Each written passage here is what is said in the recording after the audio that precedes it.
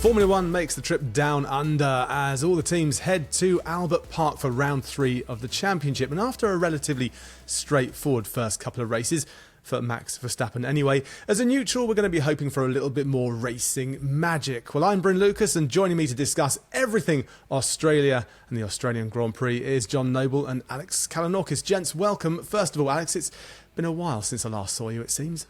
Has, yes. Obviously been out to the Saudi Arabian Grand Prix, getting back in the swing of... I always find the sort of difference between covering testing and covering racing. It actually makes for a nice change of pace. The race weekends are slightly more leisurely, even though they're incredibly hard work, if that makes any sense at all. It certainly does. And John, I think the last time I saw you, you were leaning against something. Was that Bahrain or was that Saudi? I've lost track. I think it was Saudi Sunday night. I was battling those mosquitoes down by the... seafront, which hadn't been there at all weekend. So I think they liked the computer screen outside and became a bit of an attraction for them on the Saturday night. Similar surroundings, but not quite as many mosquitoes this time, thankfully. Now, listen, gents, let's get talking about Australia, because we've had two, as I said at the top, fairly easy races if you're Max Verstappen, but for the rest of the teams, they're going to be trying to chase the pack down and maybe get a podium if they've not had one yet this season. But John, what are the different characteristics of Albert Park over the last couple of races that we've seen so far? Yeah, it's the third track, and they're all quite different, actually. Melbourne's Albert Park's a street circuit, but not in your kind of Monaco super tight street circuit characteristic. There's a decent mixture, actually. You've got some really high speed sections, some tight corners, medium speed corners, but I think most critically as well, it's a track surface that's different to the first two. So Bahrain had maybe similar range of corners, but the track surface there is very unique, very abrasive, very high degradation, really punishes the tyres. So very different kind of challenge to what's needed in Melbourne. They're bringing the C5, the softest tyre of their range, to try to spice things up a little bit. So I think we may well get, even though it's a bit of a unique track and it's not like a kind of Barcelona or Suzuka, your traditional aerodynamic bias circuit, we should get a pretty decent picture of relative performance and hopefully, a much clearer picture of where things are stacking up and, just how big is that Red Bull advantage? Is it 2-3 tenths in qualifying and bigger in the races, or are things really, really close? And Ferrari, perhaps nudging there, and a Mercedes, do they have something in the bag that we haven't seen yet because of the cooling issues in Bahrain and this kind of weird high-speed problem they had in Saudi? Alex, from your point of view, Australia, what are you hoping? I'm sure I'm going to get a bit more drama from you, but what are you hoping that you're going to see out there in Albert Park? Yeah, always hoping for a bit more drama. I wouldn't be a very good journalist if I didn't have that sort of interest. But yeah, I think mainly just it's the usual question: can anyone challenge Red Bull? And I think Ferrari, you've got to say, surely be the pick to be the sort of second favourite or the closest challenger, because of what we've seen so far of the season, it does seem to have made positive progress sort of in the wake of Red Bull's own, but also. Like Ferrari historically goes really well here. I think there's a lot to be said for that sort of that mythical sort of extra couple of tenths that a supportive crowd can produce for a team, and that's definitely the case for Melbourne. I was one of our former colleagues who's Australian lives out there telling us that big support for Ferrari in Melbourne because of sort of like the roots of the Italian immigration there in previous times. But yeah, so Ferrari, big sort of a boost there, but also just they seem to be able to gel with that track quite nicely. Like if we think back to 2022, Charles Leclerc, Ferrari completely destroyed the Red Bull package. I mean, how often have we said that since? Obviously, that's testament to the incredible work that Red Bull have done. But it does show you that, things can happen there if that team gets everything right. And also, Red Bull historically hasn't got things perfect. I think if we think even back to last year, okay, it'll be remembered as another, pretty solid Max Verstappen win once he got back past the Mercedes cars through all those red flags and things like that. But the team was struggling quite a lot with the tyres and the braking and things like that. You saw Sergio Perez, off the track quite regularly in FP3, the qualifying issues, and even Verstappen himself late in the race had an off. So it's the sort of unusual track because of everything that John covered. Plus the Melbourne weather, we know that at the moment it's about 30 degrees. We're recording this quite early in the week ahead of the race, but it's going to drop about 10 degrees by the time the actual race weekend comes around. Could rain, things like that. it's the sort of thing, it's the sort of event that could potentially knock Red Bull off its perch. And add to that, you've got the risk of safety cars. We saw Sebastian Vettel sort of upending the Mercedes dominance here in 2018 by getting the timing right around the virtual safety car. Mercedes slightly messing up. So things can happen, but I've been hoping that things can happen in the Bahrain Grand Prix and the Jeddah Grand Prix, and they haven't. So yeah, one of those ones where, again, we'll be hoping for a lot, potentially not getting very much. You'll be sitting there with your popcorn at 4 a.m, fingers crossed that some drama happens as you're watching. Now, John, for yourself, looking at this one, I mean, Alex has said that he's hoping for a bit more drama. I'm sure you are as well. But there seems to be a lot still going on at Red Bull, and this story is still rumbling on, this one that's been going on for weeks and weeks and weeks. Is that going to form any part of a distraction, or do you think that Red Bull are now kind of beyond that distraction in this week leading up to the Grand Prix? I think there's a interesting dynamic at Red Bull. I think, and I spoke to their technical director Pierre Vache in Saudi Arabia, just chewing the fat about all that's going on. And I think there's basically the team. There's a line between the paddock and the garage. That the second they cross over the threshold into the garage, they isolate themselves from all that's going on. Focuses on performance, and they've done a brilliant job for all the potential for what's going on to affect them or impact them. They've been flawless on track, and they've made the first two races look like a drive around a Sunday afternoon drive, basically, even though both races were on Saturdays. But in terms of paddock stuff, it has to be a distraction. That endless media speculation was with the talk of Bahrain, it was the talk of Saudi Arabia. Things are developing. There's talk of the female employee appealing, the FIA involved. There's what's going on with Max's contract, the investigation into leaks. So this is a situation that hasn't died down. The power battle and what's really going on inside the Austrian side of the company, the Tyres side of the company, Helmut Marko, Christian Horner, Max Verstappen, Jos Verstappen. This is a soap opera that hasn't reached its end yet. And I'm sure, we get this in Formula One, that the teams go away, disappear to factories, things calm down and gets all very settled. Then you throw everyone into a confined paddock, throw all the journalists into the mix, and the gossip starts revving up. And I'm sure it'll all explode nicely again in Melbourne on Thursday. Yeah, but it's already started revving up, hasn't it? Now, let's talk. I love that. I love puns. I love a pun, John. Thanks very much for slipping that one in. Now, Alex mentions if anyone is going to really start to rival Red Bull, he's already put his money on Ferrari by the sound of it. But I'll come back to you in a second, Alex, on that one. But John, who do you think outside of Red Bull, are we assuming that it's going to be a Red Bull 1-2 with Max leading the way, or do you think some other team, some other driver might get in the mix? Who's your firm favourite on the outside odds? Well, I think, as Alex says, Ferrari have to be the ones that look most likely to topple them. But I think they need to nail that qualifying lap, and they need to get ahead of Max on lap one, basically. I think Max has understood, almost a repeat of how Sebastian Vettel dominated those championships when he was winning, that you get pole position, you break DRS on lap one, and lap one now, it was by lap two then, and then you're clear because your rivals can't push because the tyres don't last and overheat, and it becomes a compounding problem. So they need to get ahead of Max in qualifying. I think Ferrari potentially have the potential to do it, but they'd be missing 1/10 or 2/10. But that's the sort of thing that can come with upgrades, can come with nailing qualifying laps. So it's there. The intriguing one is Mercedes, that we don't really know where they stack up. They looked really, really quick in Bahrain, potentially quicker than Ferrari. George Russell got past Charles Leclerc early on, even though Leclerc was suffering from brakes, but then backed off because of the cooling issue. And Saudi, they were wrecked by this high speed problem.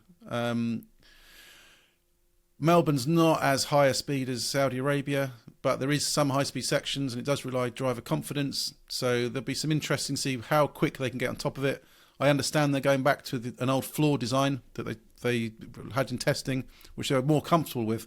So they're trying to get to the bottom of what's gone wrong, what's happened with upgrades. Is there something mysterious going on with this car? So a lot of work for them on Friday. Potentially they find the answer and it gets unlocked, because everywhere else, low speed, medium speed, straight line, they're quicker than last year. It's this high speed performance is disguising the real progress the team has made.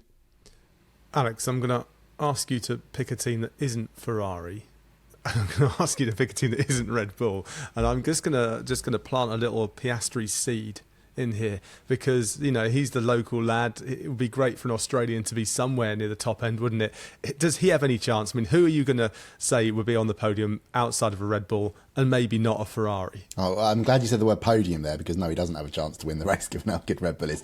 But I mean, again, we talked about that. The energy you can, the organisations can get from specific races. Same applies to the drivers as well. And Oscar Piastri, very much a local boy. I was lucky enough to go to his 21st birthday down the road in near Brighton Beach, near Albert Park. What was that? 2022. Kindly organised by the Alpine team, although the sort of guests of honour that was supposed to speak to Piastri never turned up. But he was out of that team a little while later in that big contract saga. But there we go. I think it's more a case of McLaren's. I think if any of the teams are sort of genuine disappointments in terms of the front runners at this stage, you've probably got to say it's McLaren right now, because Aston Martin kind of where everyone sort of expected them to be, considering it was sort of other teams underperforming that made them look particularly good at the start of last year. McLaren, I think there was this sort of suggestion, they were like, we know we've made this car faster than what we ended 2023 with, but maybe things haven't quite gelled for them in the way that they were hoping. But that said, it's less of a Bahrain situation where it's a track that they've historically gone not so good at. It's just the last couple of years, obviously the car just hasn't been potentially even anything like a podium challenger. Whereas if things go right for McLaren and things go right for Piastri, then they do have a hope. But I think McLaren probably looking further on towards Japan and the sort of the ground where they were so superb there last year to definitely be sort of really hopeful of being in the fight, because it's just so close. Like John talked about Ferrari and the tyres and things not going quite right and missing pole positions in Bahrain and potentially Jeddah as well. I mean, if any driver gets things even slightly wrong, then they could be looking at losing 2 or 3, even 4 places on the grid. So it's the sort of thing where if Oscar Piastri hooks everything up, he could end up starting third, second, even. Who knows what Sergio Perez is going to do? Like it's such fine margins behind Verstappen, so that does make things sort of both equally raising hopes and expectations, and also that just shows you what jeopardy there is for everyone at the moment. Yeah, I know that Phil Clearen wrote an article on Autosport.com about McLaren bringing a serious upgrade, looking at maybe Miami or Imola, sort of around 6 or 7, something like that. So let's keep our eyes on that one. But it would be good for the locals, wouldn't it, to have an Australian driver that they can really cheer for? Because I'm not quite sure what Daniel Ricciardo is going to come up with. We'll come to him in a little bit, I'm sure. John, quickly, let's talk about Ferrari and Carlos Sainz returning. He's expected to return anyway. Any news on him post-surgery? I think, as far as we understand, progress has been fine. We saw Carlos return to the paddock in Saudi Arabia on the Saturday. Didn't look as bouncy and upbeat as he normally would be, because obviously going through surgery is not the work at the moment. But weeks recovery at home, travel to Australia. I think the team's anticipating he should be all fine for the race weekend. And in terms of reserves, Ollie Behrman's there on Formula 2 duty. They'll keep him, have him available if they need him. But I think from both Ollie Behrman's F2 championship hopes and Ferrari's hopes, they'll hope that Sainz is fighting fit, ready to go, and hopefully able to back it up and knock those Red Bulls off the front row. We shall have to wait and see on all this, as we always do. Let's just jump to Mercedes very quickly. We have touched on them a little bit. What do we think about them and their car? They're looking to experiment, apparently, at Albert Park, John. Yeah, it's trying to get to the bottom of this high-speed problem. They've been a bit baffled by it. In Bahrain testing, the car seemed perfectly fine, all understandable. Then a few alarm bells were ringing in Bahrain, but wasn't too bad. But the high-speed sections of Jeddah, some of the highest speed corners we get of the season, the car just felt terrible. The drivers had no confidence.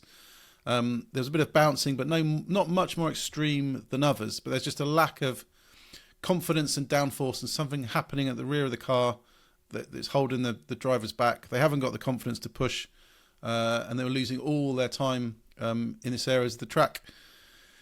The team's slightly baffled. The data it's getting from simulation and wind tunnels saying the car should be delivering this downforce at this speed isn't being replicated on track. So there's been tremendous activity at the factory, all hands on deck trying to understand what is the issue, what is happening to the car at high speed, what's causing this phenomenon. And they'll be working through it on Friday, because Melbourne does have some high-speed corners. And if the drivers are losing 1/10 or 2/10, as Alex says, that's the difference between potentially battling with the Red Bulls and Ferraris or being dropped into that chasing pack. Alex, last year, 2023, was the first 3 red flag race that we had in Formula One. What can we expect from Albert Park, from the Australian Grand Prix, if it's a cleaner race? Yeah, I think obviously you don't know what's going to be thrown up by the potential for safety cars and things like that. We'll come to that in a little bit. But I think, yeah, assuming it runs green flag from start to finish, it'll be a one stopper, as John mentioned. The C5s, as I refer to my notes here over my shoulder. C5 for the first time being unleashed by Pirelli. I suspect that will be much more of a qualifying only tyre. I think probably some of the teams will try and evaluate that during the sort of long runs you typically see in FP2, but I think wouldn't be that much of a shock for it to be, start on the mediums, go on to the hard, which is the C3 tyre that they just run all the time. They have so much data on that, nice and comfortable for everyone. The only thing that I would say is that this track is much more about thermal degradation rather than wear. So it might be interesting if some teams think that they and their drivers can hook it up, get that soft into a window, potentially gain a little bit at the start, then maybe it might be something that they could consider. Either sort of we talk about gambles in Formula One. It's more of a calculated risk, I suppose, than just generally sort of throwing everything at it. But the other point that, as I said, will come back to the safety cars, that could be a real serious reason to try something different at the start, because things do happen here. I mean, we saw Charles Leclerc in the gravel after 3 corners last year, all those red flags. It can be a trap because it is so high speed and it is technically a street circuit. So it's pretty I'd describe it as brutal in a way. Like if you get it slightly wrong here, Alex Albon, went over the curbs a little, like slightly too much during the race, overheated the rear tyres, next corner, bang, he's in the wall and it's a red flag. And that obviously changed things massively for George Russell, who's leading the race at the time last year. So again, this is a race where things can change very, very quickly. I think we haven't really seen a big sort of strategy test or a test where teams have got to make the calls under pressure, other than the sort of, McLaren and Mercedes leaving Norris and Hamilton out during that safety car stop last time out in Jeddah. So yeah, again, it's sort of the thing where maybe something exciting and interesting will happen, but at this stage we just don't know yet. I think sometimes we have to look a little bit further back in the pack, and I'm going to come to you, John, and talk about Alpine, because after Saudi Arabia, Esteban Ocon said that they felt that they could challenge for 10th place. But in your opinion, how far off is this French team from being the 10th quickest come the end of a race? Yeah, quite a long way, I think. I think from what we've seen from the first 2 races, the grid's split into 2 packs. You've got the top 5, which is Red Bull, Ferrari, Mercedes, McLaren, Aston Martin, which are all potentially quite close. We don't yet know how good Aston's race pace is, because in Bahrain they were a bit off, Saudi they were better. So Aston are either in that pack or at the back of it. Then the rest are all much for muchness in this kind of Class B section, but Alpine at the moment seem quite pegged to the back. We had expected Haas to be right at the back, but their car's not proved to be too bad. They made a lot of progress, tyre degradation, and thanks to Kevin Magnussen, getting his elbows out and holding everyone up with a bit of strategy that has annoyed other teams in Saudi, Nico Hülkenberg got that point. It was Haas team boss Ayo Komatsu who said in Bahrain, basically the way the grid split up, basically the driver that can get ahead of Lance Stroll in the race basically will score a point. And it seems that's what we're going to get in that fight for 6. So amazingly, Haas are currently 6th in the Constructors' Championship with 1 point, which is quite remarkable, really.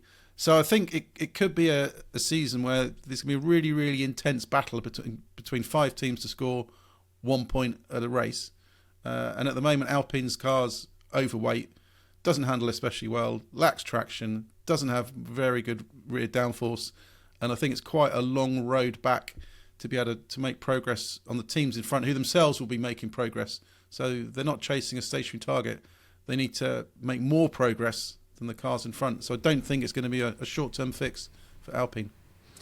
On that point about different leagues within the championship, Alex, how many do you think it is? Do you think it's a top 5 and a bottom 5, or do you think there's a top 3 and then a middle 3? And how would you split it up if you were to say how many leagues there are within the league? Does that make any sense? Yeah, it does. Yeah, maybe packs within the league. But yeah, I think packs within. All right. I think it's 3, isn't it? I think it's Red Bull out in front, everyone else in the sort of Ferrari, Mercedes, McLaren, Aston fight.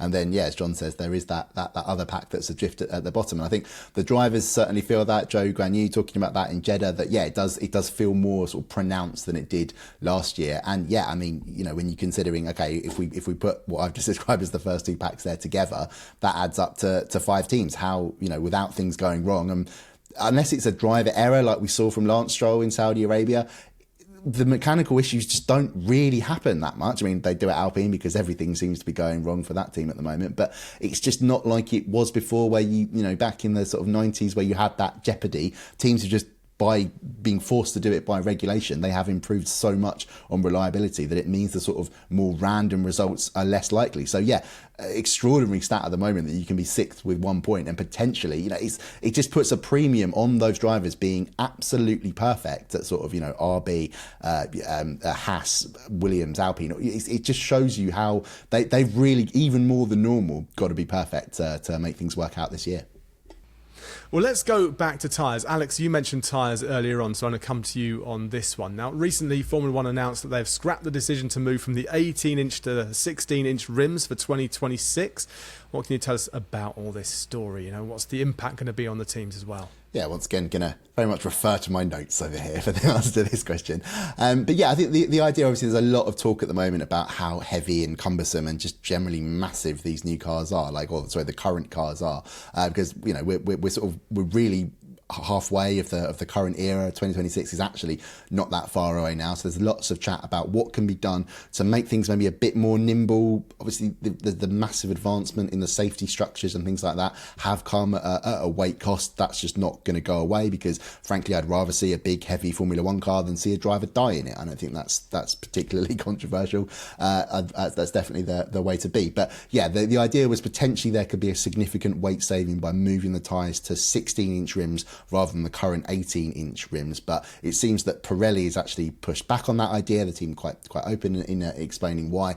Basically, there is still going to be a shift, a little change. It's just going to be, they'll stay on 18-inch rims, but the tyres are going to be ever so slightly narrower. And Pirelli reckons it can achieve similar weight savings to the idea of moving everything to 16-inch rims by doing that. So it sounds pretty much like a win-win scenario, because I think Pirelli's concern was it would be a lot of upheaval at its factory, changing its production process, things like that.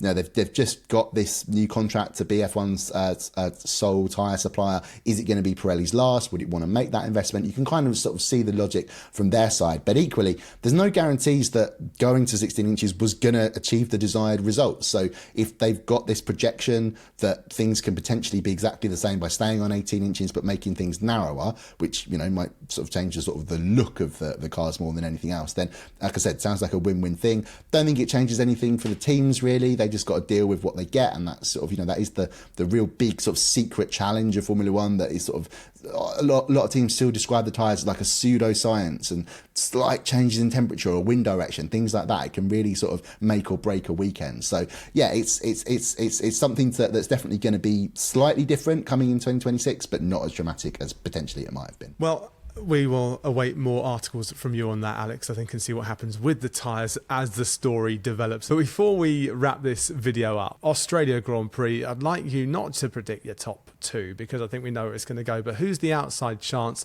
and who's going to be the surprise package? Alex, start with you. The surprise package, I mean, we've covered the sort of the more logical aspects of it. Okay, let's go for a chaotic race. Fernando Alonso gets on the podium. Why not? I'm going to go that Sainz makes a brilliant recovery, builds on the form that he showed in Bahrain, capitalises on a bit of chaos. Red Bull finally make a strategy error, and Sainz come through and wins the race for Ferrari. Is that right? It's very all right, very bold.